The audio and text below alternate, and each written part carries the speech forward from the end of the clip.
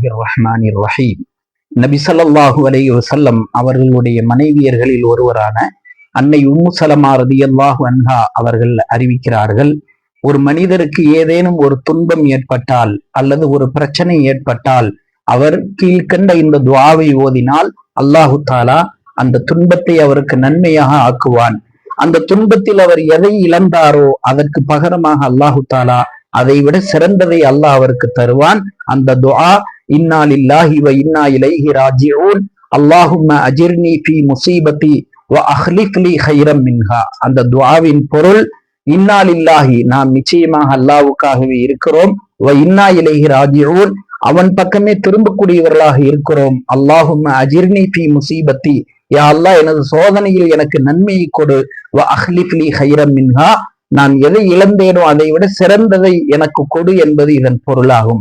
அன்னை உம்மு ஸலமா ரலியல்லாஹு அன்ஹா அவர்களே சொல்கிறார்கள், எனது கணவர் அபூ ஸலமா ரலியல்லாஹு அன்ஹு அவர்கள் இறந்த போது நபி அவர்கள் கற்றுத்தந்த இந்த துஆவை நான் ஓதினேன்.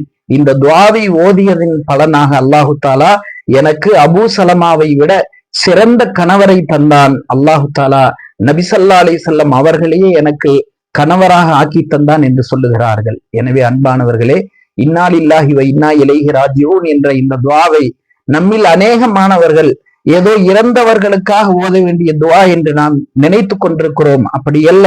நமது வாழ்வில் வருகிற துன்பங்கள், சிரமங்கள், பிரச்சனைகளின் போது அல்லாஹுவின் மீது நம்பிக்கை வைத்து இந்த துஆவை நாம் ஓதினோம் என்று சொன்னால் அந்த துன்பத்திற்கு நன்மையும் இருக்கிறது.